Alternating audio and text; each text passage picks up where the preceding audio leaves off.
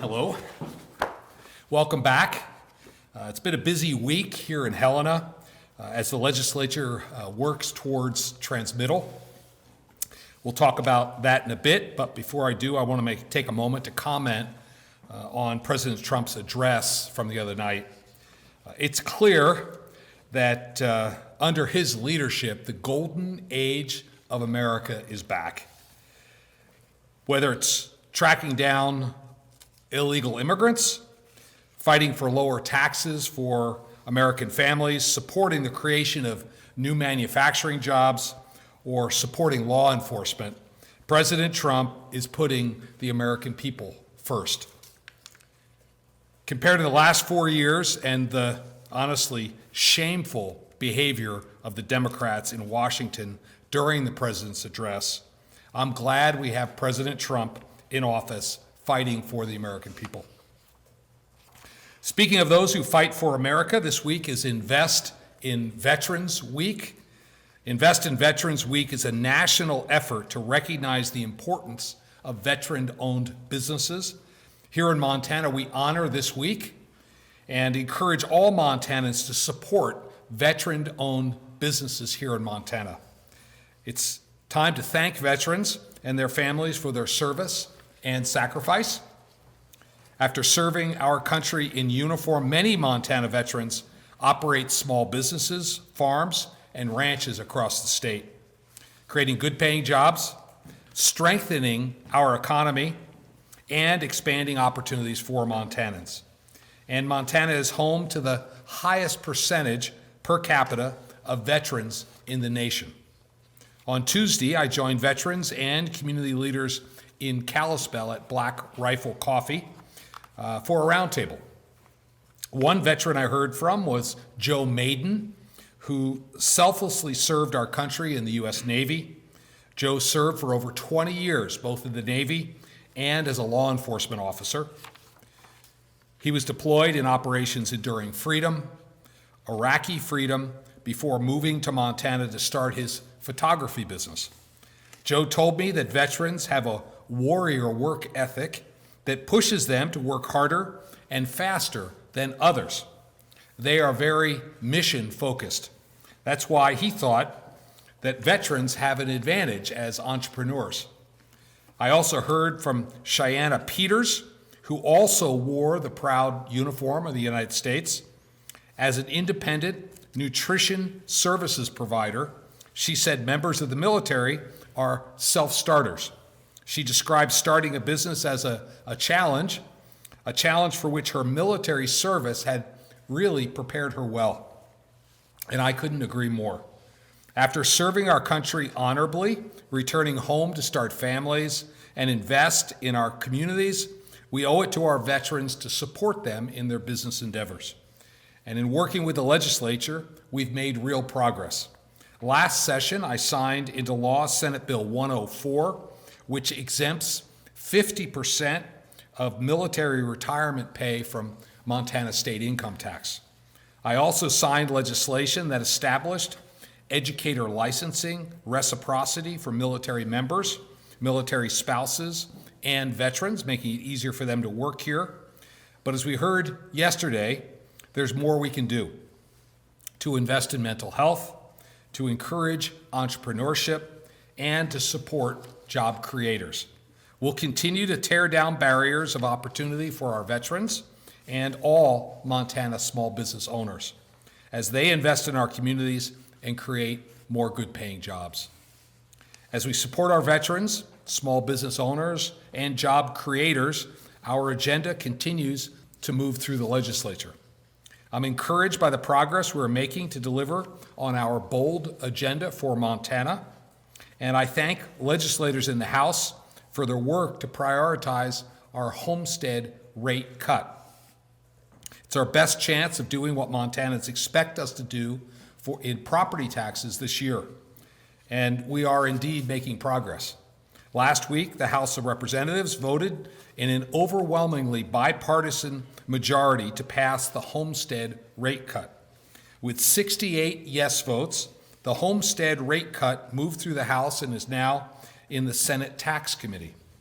We are much closer to delivering meaningful and direct property tax relief for 215,000 Montana homeowners, 32,000 small businesses, and indirect relief for over 130,000 renters. I want to thank the House leadership, including Speaker Brandon Lear and Majority Leader Steve Fitzpatrick, who worked hard to get this across the finish line. I also appreciate the legislators who sponsored this common sense bill to help Montanans and saw it through the process and voted for it. I look forward to the Senate giving the homestead rate cut its due consideration and to working with senators to get this meaningful, permanent property tax relief to my desk as soon as possible. Let me tell you why this is so important. Just yesterday, I visited a business in Great Falls. Central Plumbing, Heating, and Excavating is a fourth-generation, family-owned business that brings its experience and technology to each job. For 75 years, they have built a reputation of delivering excellence on time. Thanks to the strong culture at Central Plumbing, the average stay of a team member there is 10 years. And I met employees yesterday who had worked there for 25 and 30 years. They treat their employees as family. While I was there, I heard from their leadership and employees about the importance of our tax relief package. They told me they pay attention to what's happening in the Capitol. And like many Montanans, I heard from them how inflation is making it harder for families to make ends meet here in Montana, and how permanent, meaningful tax relief is a priority to bring certainty and long-term planning back to the business and family budgets. It's a priority for them to ensure their employees can support their families, and they're grateful to see our tax cut proposals. Our tax relief package will make it easier for them to make ends meet. The homestead rate cut will help small businesses like Central Plumbing navigate rising property taxes. It will reduce property taxes for their employees in their primary residence, the place that they call home. And that's not all. To support hardworking Montanans, we must address income taxes as well. Our income tax cut will reduce the income taxes that most Montanans pay, putting $850 million in permanent savings back in the pockets of Montanans at every income level, including Montanans who work at Central Plumbing. Why is this important? Well, currently, Montana has the highest income tax rate in the Rocky Mountain West. We must act to lower it. We'll also continue to further reduce the burden of the business equipment tax, support our farmers and ranchers and other small business owners so they have more money in their pockets, more money to increase wages, more money to expand and invest in operations. And as Pat at Central Plumbing said yesterday, and I quote, "At a time when families are reeling from inflation and being squeezed from additional property tax, the relief would be huge." The message I heard in Great Falls yesterday was the same one I heard on the campaign trail last year, and the same message I hear as I travel to every corner of this state. Property taxes are too high, and our income tax rate also remains too high. Let's get this relief across the finish line. As our tax relief priorities continue making their way through the legislature, it's important that we keep working Montanans at our top of our mind. We must continue our important work to make Montana the best place to live, work, and raise a family. With that, I'd be happy to open up with some questions, and just as you ask your question, just state your affiliation. Thank you. Who wants to go first? Yeah, Tom. Tom Moody, Montana. You're a little quicker on the draw. Yeah. So I'm curious as you talk about the state focus on veterans. Of course, we're starting to see sort of the first steps at cuts to VA personnel is, in line with DOJ at the federal level. And I'm wondering what your interaction is with our delegation and, and the executive branch, the federal executive branch, concerning, those cuts and, any issues you may see with how they play out for veteran services in Montana and the state plans for veteran services and what the interaction there might be. Yeah, so the question is really about veteran services and do we have concerns? And Correct. yeah, With and your own plans as well. yeah, so first, we have to take care of our veterans, full stop. But as I've traveled the state and talked to veterans, the VA has not been doing a particularly good job. The federal administration, and President Trump outlined this in his speech the other night, he's looking for waste, fraud, and abuse. And in certain cases when agencies have not been doing their job, we need a change in leadership and we need to reorient resources. I believe that's what's happening. We'll have to see it play out, but of course we have to take care of our veterans, and we'll continue to advocate for their interests with the federal administration. Sure, thank you. Shaylee Rager, Montana Public Radio. We're hearing that it's likely that President Trump will sign an executive order to dismantle Department of Ed today. OPI reported Montana got $54 million this year in Title I funds. What's your position on dismantling that department, and how should Montana prepare? Yeah, so the question is really about education funding coming from the feds, given what President Trump has said he might do. We don't know yet. First, let me say our number one priority in education has to be helping every student reach their full potential. That's what guides us in all of our education policy work. Fortunately, less than 10% of our school funding comes from the federal government. Often that money comes with strings tied to things that may or may not be priorities for Montana. So President Trump has had a huge mandate to change the way the federal government does business. We're going to have to watch this, but we'll continue to advocate for our students and our teachers here in Montana. Can I ask a follow-up? Sure. I'm wondering, as we're talking about property taxes this session, a huge priority to lower property taxes. If we see a decrease in funding for education, have you done any modeling about what that means to increase property taxes, maybe to fill the gap, or where that money comes from? Well, you're right. Property taxes pay for K through 12 education. They also pay for the local county sheriff, and they pay for local municipal services, including county roads and these sorts of things. We're going to have to look at it. We don't know what the repercussions are, and in the end, they may choose to get rid of some bureaucracy in Washington and block grant the money to the states. That would actually give us more flexibility. I don't know where we'll end up on it, but we're watching it closely, and I think we have to. I've told some people, just hold on to your horse for a minute. Let's see what actually gets implemented before we claim the sky is falling. I'm not sure that's the case yet. Okay. Do we have any questions online? Okay. Yes. Blair Miller with Lee Newspapers. There's a lot of water bills and exempt well bills moving right now. Obviously, that has a big factor in building more housing, building affordable housing. I know there's a lot of back and forth with some of these bills right now, and Senator Galt's bill seems to sort of be the main vehicle that people are working on. Just wondering how you view this water discussion, exempt well discussion, and sort of the shut-off basins when we're talking about housing and property taxes and all that, and how that fits together for you. Yeah, so thank you for the question. The question is really about the water bills that are moving through the legislature, and I can't make a predetermination until I see the final bills, but I will say we have some important issues here. I mean, this is what we love to fight about, whiskey's for drinking, water's for fighting.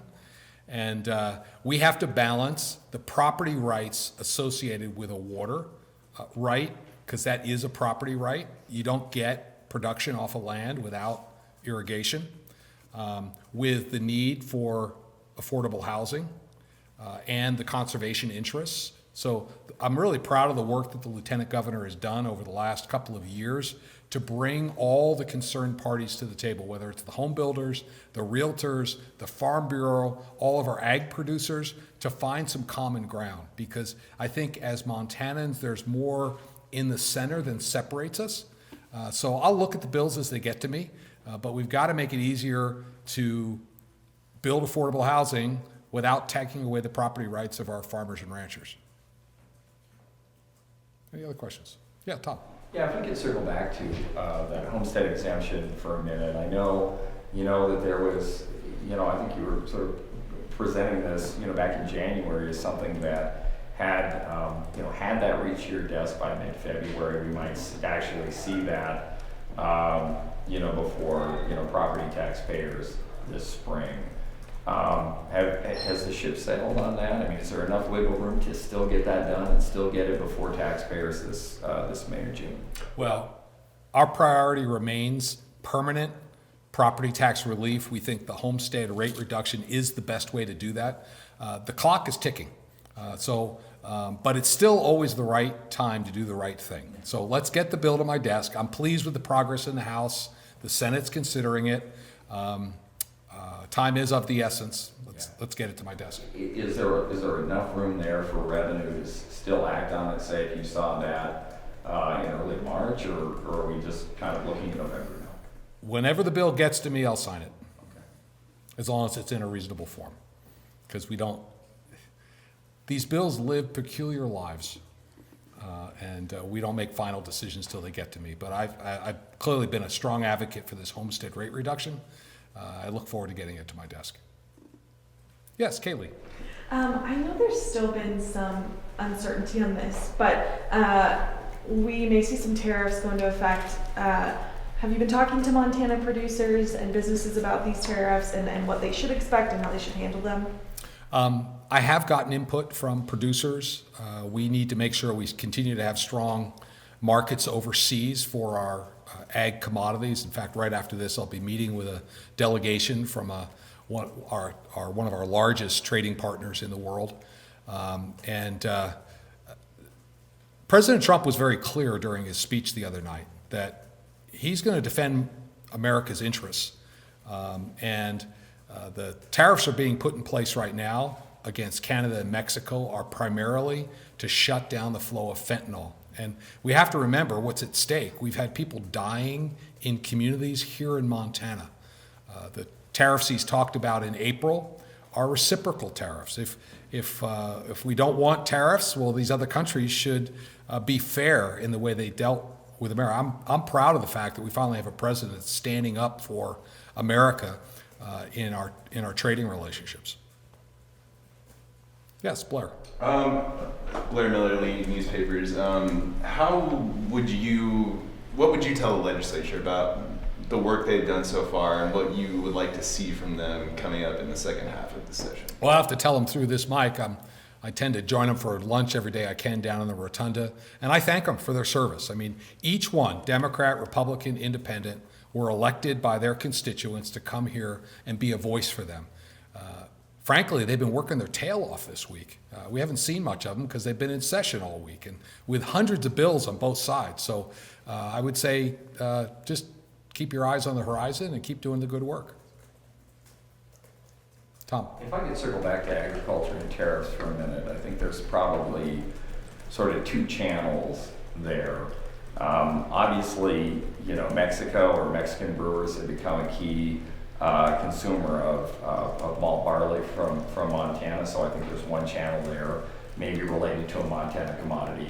The other one would be, sort of outside of, well, China certainly, consumes a lot of U.S. corn and a lot of U.S. soybeans, and what we saw in the last ramp up on tariffs in, 2018 probably, was that that it's kind of the downward effect of tariffs on those products eventually hitting wheat, right, in feed markets. And I'm curious if you're kind of what you might be hearing about that relationship from producers or groups like NGGA, on the tariff front. I'm sure that they're looking at that in a very nuanced approach. Yeah, the president's been clear. He's using tariffs as a negotiating technique. First, to get compliance on the flow of fentanyl into our communities. And secondly, to get fair and reciprocal trade in place. Just coming into this briefing, I saw that the Mexican tariffs have been postponed. So guess what? It's working.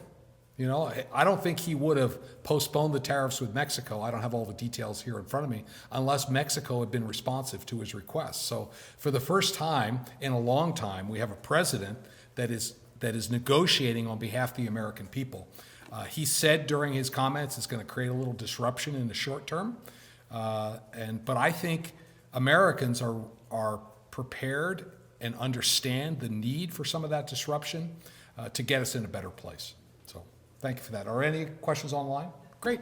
Thanks for coming in, and have a nice transmittal break. Thank you.